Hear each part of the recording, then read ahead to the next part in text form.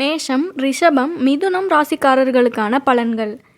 2025ஆம் ஆண்டை கணிக்கும் ஜோதிட ரகசியம்.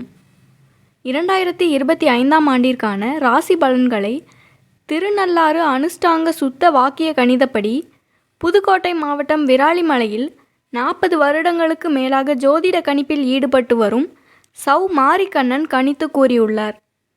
மேஷம், ரிஷபம், மிதுனம் ஆகிய ராசிகளின் பலன்களை இந்த பதிவில் பார்க்கலாம். மயிலாடும் விராலிமலையில் புகழோடு விளங்கி கொண்டிருக்கும் எல்லாம் வல்ல தமிழ் கடவுள் அருள்மிகு சுப்பிரமணிய சுவாமியினுடைய திருவடிகளை போற்றுகின்றேன், வணங்குகின்றேன். விராலிமலையின் அடிவாரத்தில் வீற்றிருக்கக்கூடிய மகாசக்தி அன்னை மெய்க்கண்ணுடையால் திருவடிகள் போற்றி இந்த நிகழ்ச்சியை நாம் தொடங்குகின்றோம். பேரன்பு சார்ந்த நண்பர்களே, உங்கள் அனைவருக்கும் எனது வணக்கத்தையும் நல்வாழ்த்துக்களையும் தெரிவித்துக் கொள்கின்றேன். நான் கிட்டத்தட்ட ஒரு 50 ஆண்டு காலமாக விராலிமலையில் இந்த ஜோதிடத்தை பார்த்து வருகின்றேன் என்று சொல்வதை விட ஆராய்ச்சி செய்து வருகின்றேன் என்பதுதான் பொருந்தும். எனவே என்னுடைய பெயர் மாரிக்கண்ணன். நான் விராலிமலையிலே இருக்கின்றேன்.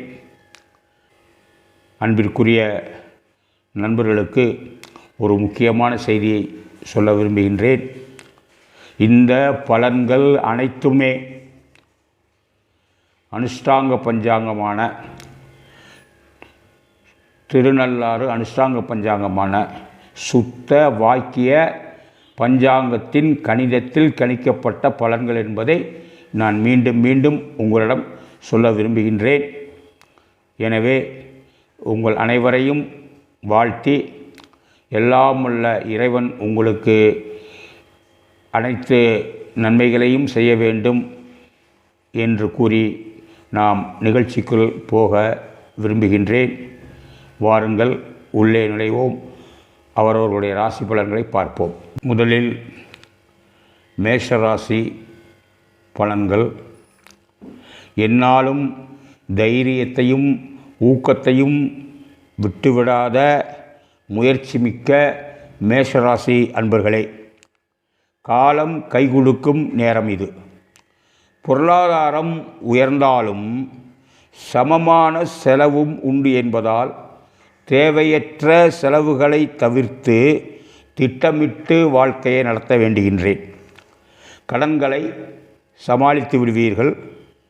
ஆண்டின் முற்பகுதியில் சிறு சிறு மருத்துவ செலவுகள் ஏற்படும். வழக்கு மன்ற விவகாரங்கள் சாதகமாக முடியும். ரியல் எஸ்டேட், ஷேர் மார்க்கெட் போன்ற அதிர்ஷ்டம் தரும் தொழில்களில் முதலீடுகள் செய்ய வேண்டாம். ஆண்டின் பிற்பகுதியில் வீடு மனை ஏற்பட வாய்ப்புண்டு. சிலர் பழைய வீட்டை புதுப்பிப்பார்கள். கல்வித்துறையிலும் நீதித்துறையிலும் உள்ளவர்களுக்கு நற்காலமாக அமையும். இண்டஸ்ட்ரியல் லைனில் உள்ளவர்களுக்கு லாபம் உண்டு. தாயாருக்கு மருத்துவ செலவுகள் ஏற்படும். தாய் உறவில் மன சங்கடங்கள் ஏற்படும். தந்தை வழியில் சில ஆதாயங்கள் உண்டு. வாழ்க்கை துணைவருக்கு வேலைவாய்ப்பும் பணவரவும் உண்டு. குழந்தைகள் முன்னேற்றத்தில் சிறு தாமதத்திற்கு பின்பு முன்னேற்றம் உண்டு. சில பிள்ளைகள் பாதை தவறி நடக்க வாய்ப்பு உண்டு. அதனால் மன வருத்தங்கள் ஏற்படும். சிறு பிள்ளைகளில் என்றால் உடல்நலத்தில் சற்று கவனம் தேவை. மேஷராசி பெண்களுக்கு கர்ப்ப சம்பந்தமான பிரச்சனைகள் ஏற்படும். முடிந்தவரை இந்த 12 மாதங்களில் மாதம் ஒரு முறை முருகன் திருத்தலத்திற்கு சென்று வழிபட்டு நன்மையை அடையுங்கள். மயில்களுக்கு உணவிடுதல் நன்மை தரும். அடுத்ததாக நாம் காண இருப்பது ரிஷபராசி. கலை உணர்வும் ஆடம்பரவில் சற்று நாட்டமும் கொண்ட ரிஷபராசி அன்பர்களே, ஆண்டின் பிற்பகுதியில் உங்களுடைய பொருளாதார நிலை மேன்மையடையும், தொழில்துறை சிறப்படையும், பதவியில் உயர்வுண்டு, கடன் பிரச்சனைகள் தீரும், நோய்வாய்ப்பட்டவர்கள் நலம் பெறுவார்கள், தந்தை வழி அல்லது பூர்வீக சொத்துக்களில் இருந்த வில்லங்கங்கள் தீர்க்கப்பட்டு உங்களுக்கு சாதகமாக முடியும். ஆண்டின் முற்பகுதியில் உங்கள் வாழ்க்கை துணைவரின் மூலம் ஆதாயங்கள் கிடைக்கும். அவர்களுக்கு சுயதொழில் அமைய வாய்ப்புண்டு. குழந்தைகளுக்கு கல்வியிலும் வேலைவாய்ப்புகளிலும் முன்னேற்றம் உண்டு.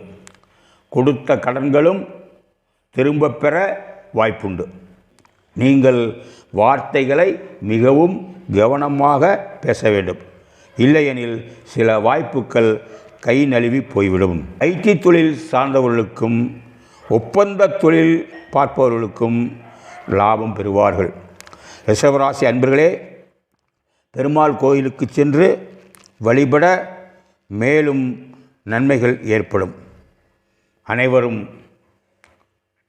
வானரங்கள் என்று சொல்லக்கூடிய குரங்குகளுக்கு உணவிட்டு நன்மை பெறுங்கள். அடுத்தபடியாக மிதுன ராசியை நாம் காண இருக்கின்றோம். எந்த ஒரு விஷயத்திலும் ஆழ்ந்து கணக்கிட்டு கவனமுடன் காரியங்களை செய்திடும் மிதுன ராசி அன்பர்களே, இந்த ஆண்டின் தொடக்கம் முதல் செப்டம்பர் வரை தாங்கள் சற்று தடுமாறுவீர்கள். இரட்ட மனநிலையை மாற்றி எதிலும் நிதானமாக செயல்பட்டால் செப்டம்பருக்கு பிறகு உங்களுக்கு வெற்றி காத்து உள்ளது. திடீரென்று யாரும் எதிர்பாராத வகையில் அதிர்ஷ்ட காற்று வீச உள்ளது. வாய்ப்பினை பயன்படுத்தி கொண்டு முன்னேற பாருங்கள். பொருளாதாரம் உயரும், தொழிலமைப்பு சீர்படும், உத்தியோகத்தில் உயர்வடைவீர்கள், கொடுத்த வாக்கை காப்பாற்றுவீர்கள். திருமணம் போன்ற சுப செலவுகள் ஏற்படும். மகப்பேறு இல்லாதவர்களுக்கும் மகப்பேறு உண்டாகி மகிழ்ச்சியை தரும். வாழ்க்கை துணைவர் பொருளாதாரத்தில் மேன்மையடைவார்கள். மதுரை மீனாட்சி அம்மனின் வழிபாடு மிகுந்த நன்மையை தரும். எனவே ஒரு முறையாவது நீங்கள் மதுரை சென்று மீனாட்சி அம்மனை வழிபட்டு வர வேண்டும்.